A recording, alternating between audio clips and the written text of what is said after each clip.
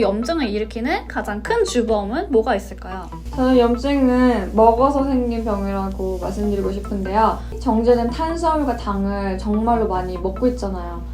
나도 모르게 하루에 정말 여러분 최소한 20티스푼은 설탕을 먹는다고 생각을 하시면 돼요. 탄수화물을 우리가 먹었을 때 우리 몸에서 포도당으로 소화가 되잖아요. 포도당 인슐린을 높이고 또 그런 과정들이 우리 몸에 많은 염증을 일으키게 돼요. 우리 몸에 염증이 높다는 거는 간이 안 좋을 수도 있는 거고 비만일 수도 있는 거고, 그래서 살을 빼려고 아무리 노력해도 안 빠질 때는 병원에 가서 피검사를 통해서 염증 레벨이 어떤지를 확인해보는 것도 정말 좋은 방법이에요.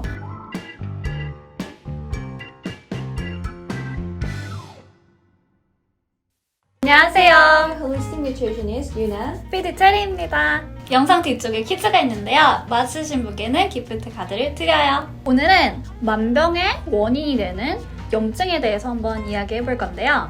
이 염증을 일으키는 주범과 우리 몸속에서 어떻게 염증으로 되는지에 대해서 한번 얘기해 볼게요. 먼저 염증은 눈에 보이지 않을 때도 있고 눈으로 염증이 확연히 나타날 때도 있는데요. 이 염증은 무엇일까요? 염증은 크게 두 가지로 나뉘는데요. 급성 염증과 만성 염증으로 대부분 크게 나눠요. 급성 염증 같은 경우는 대부분 며칠에서 길게는 2주까지 안에 염증 증상들이 없어지지만, 만성 염증 같은 경우에는 한 달 이상, 이렇게 2달 넘게 계속 꾸준히 나타나는 증상들을 만성 염증이라고 해요. 염증 앞에 채열 씨가 말한 것처럼 정말로 눈에 보여지는 염증이 있고, 몸 안에서도 염증 반응이 나타나서 여러 가지 증상으로 나타나기도 하고, 또 그게 염증 반응인지 잘 모를 때도 우리가 많아요. 우리 몸에 염증 레벨이 높잖아요. 그러면 정말 모든 병의 원인이라고도 생각할 수가 있는데요. 우리 몸에 염증이 높다는 거는 간이 안 좋을 수도 있는 거고 비만일 수도 있는 거고, 그래서 살을 빼려고 아무리 노력해도 안 빠질 때는 병원에 가서 피검사를 통해서 염증 레벨이 어떤지를 확인해보는 것도 정말 좋은 방법이에요. 우리 몸의 모든 기관에 정말 안 좋은 영향을 주는데, 심장질환, 당연히 관절염 많이 알고 있죠? 또 정신 건강에도 영향을 줄 수 있기 때문에 꼭 염증 레벨을 낮춰주셔야 돼요. 그러면 염증이 있으면 이 염증 때문에 살 빼기도 어렵고 또 우리 정신 건강에도 영향을 끼칠 수 있다고 하셨는데, 이 정신 건강이랑은 어떤 연관이 있을까요?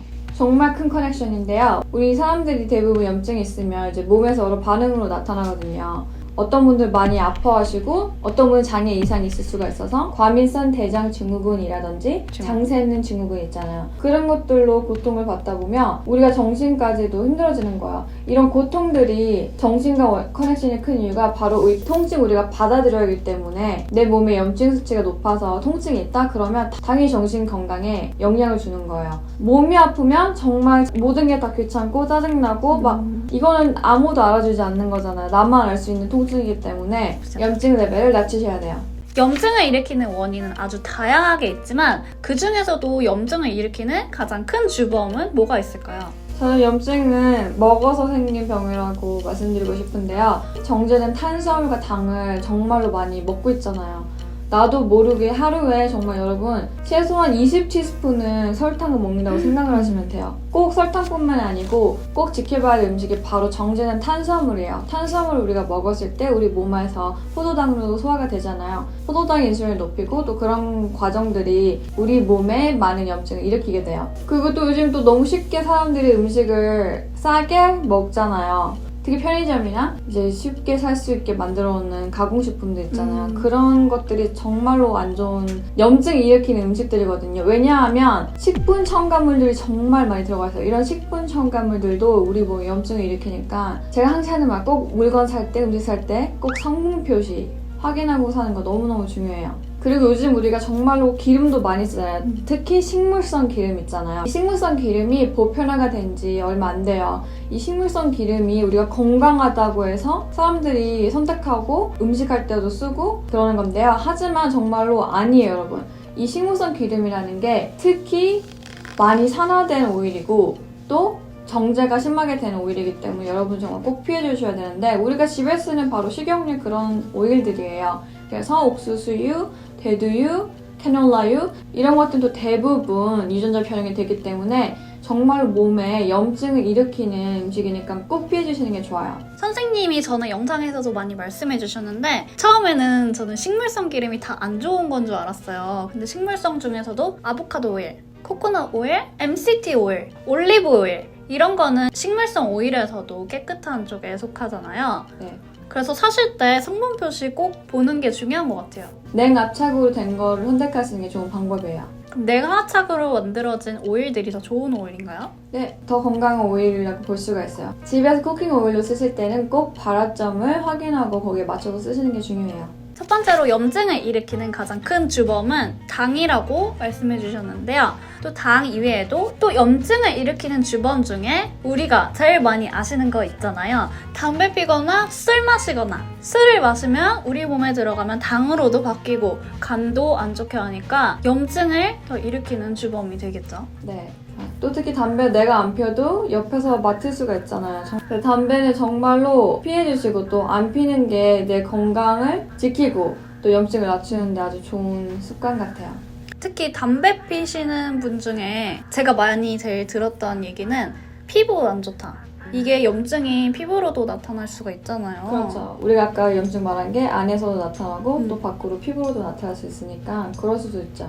그래서 꼭 담배는 끊어주시거나 피해주시는 게 우리 염증을 낮추는 방법이겠죠? 다음으로는 우리가 염증 관리도 하고 혹은 우리 몸에 염증이 있을 때 힐링해줄 수 있는 영양소들에 대해서 알아볼 건데요. 캐나다에서 염증이 있을 때 많이 사용하는 영양소들은 어떤 게 있을까요? 여기 캐나다에서 염증이 있을 때 많이 쓰고 있는 천연 영양소인데요. 바로 첫 번째는 보스웰리아예요. 이 보스웰리아는 우리가 염증 증상으로 나타나는 것도 있잖아요. 붓고 뭐 피부가 빨개지거나 통증이 있거나 뭐 이렇게 열감이 있을 때 그런 증상들을 낮추는 데 도움을 줄 수 있는 헐브인데요. 또 이 보스웰리아는 우리가 T세포라 그래서 면역세포를 많이 알고 있잖아요. 이 T세포의 활성을 해줘서 면역도 높여주면서 또 염증을 낮춰주는 역할을 해요. 한마디로 면역세포를 강화시켜줘서 면역력을 길러줘서 염증도 낮추고 통증도 완화해주는 거군요. 네. 두 번째로는 우리 염증을 낮춰주는 영양소로 선생님이 많이 언급을 해주셨던 오메가3죠. 오메가3는 염증을 낮춰주는데 어떻게 도움을 줄 수 있을까요? 염증 하면 바로 오메가3 제일 많이 떠오르실 건데 이 오메가3는 항염증 효과가 높은 EPA가 들어있어요. 이 오메가3는 관절염에 정말 많이 쓰는데요. 우리가 관절염이 있으면 아프기도 하지만 뻐근하잖아요. 그럴 때 윤활제 역할을 해주는 것도 오메가3예요. 또 오메가3는 염증 신호 세포인 아이코사노이드와 시토카인 생성을 감소해서 특히 염증을 낮추는 데 아주 좋은 필수 지방산이에요. 그러면 이 오메가3가 통증을 일으키는 그 세포에 영향을 줘서 그거를 빵빵 싸주기는 빵빵 싸주기는 거예요? 그렇게 생각하면 편하죠. 그러니까 그 염증이 전달 세포인 거를 그걸 타겟해서 낮춰주는 거예요. 염증 세포를 타겟해서 통증까지도 낮춰주는 거군요. 그래서 이 염증이 있으신 분들은 오메가3를 좀 높게 드셔야 되는데 제가 추천하는 거는 최소한 2,000에서 5,000mg이에요. 하지만 정확하게 자기한테 맞는 도수는 꼭 자연치료제를 하시는 의사분과 상담하고 드시는 걸 추천드려요. 그러면 보통 염증이 있으신 분들은 그 염증 세포, 선생님이 말씀해 주신 그 염증 세포 두 가지가 항상 있는 거예요? 네, 높은 거죠. 또 높은 거예요? 네, 그게 또 그래서 피 검사를 하면 나오는 거예요. 그래서 꼭 검사를 하시고 자기 염증 레벨이 얼마인지도 알고 있는 것도 좋은 방법이에요. 세 번째로는 많이 아실 수도 있는데 카레에 쬐끔 카레 자주 드시는 분들은 아실지도 몰라요. 카레에 들어간 투머릭 강황인데요. 이 투머릭 강황은 염증을 낮추는데 어떻게 도움을 줄 수 있을까요? 이 강황에 들어있는 커큐민이 바로 염증을 낮추는 성분인데요. 이 투머릭은 정말 많이 연구되어 온 헐브예요.